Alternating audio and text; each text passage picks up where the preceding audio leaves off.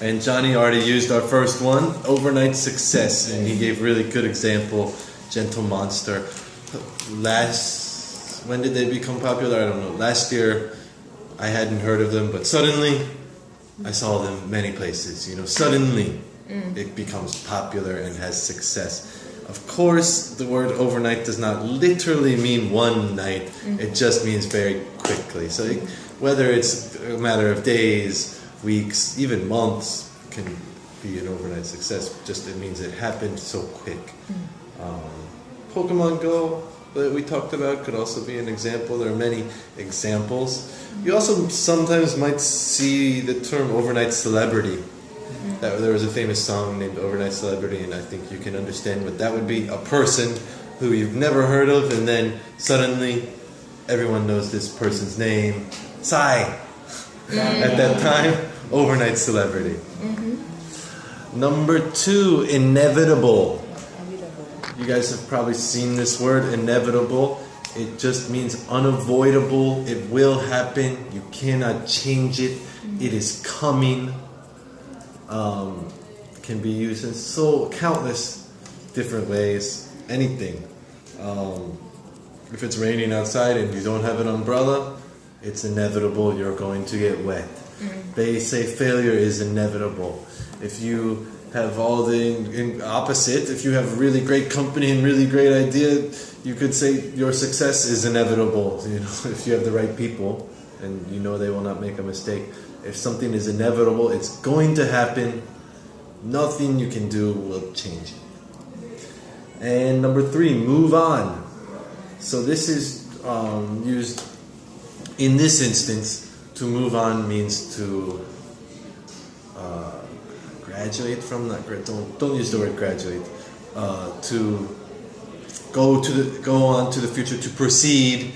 If there's a lot of times it's used when something bad happens and you cannot get stuck on that bad fact, that bad feeling, that bad situation. Eventually, you need to move on.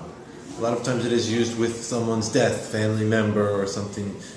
Of course, you will have some funeral and grieving period, but eventually you need to move on.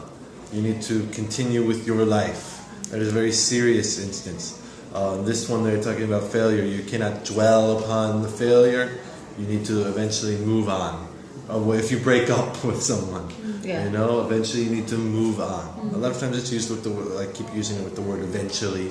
People use it with the word eventually because, of course, for some time you can be sad. For some time you can worry, but eventually you need to move on. The quicker you move on, the better. Blah, blah, blah. And number 4, deal with. So in our material, the way that they are using deal with means to take care of a situation, to deal with a situation, to solve the problem, to fix the situation, to take action, to achieve something. They're in our reading to deal with failure, right? I guess is how they use it. Yeah, to deal with failure. You need to deal with it. You need to take care of it. If your boss says you're delegating tasks, your job is this, your job is this. You deal with our vendors. You take care of. You do that job. You deal with it. Sometimes people might use the word a little bit more aggressively. If something happened, some bad thing happened, you made some mistake, it's your problem. You deal with this. You take care of it. I don't want to do it. You made this problem. You deal with it. It can be used a little bit aggressively like that, but not always. Usually not. To deal with something. And outside of that, you could use this word to deal with the Chinese, to deal with the Japanese. We make deals with them. You could use it literally like that. But in this instance, it's just talking about to deal with that situation, to take care of it, to solve it, to make action. Any questions?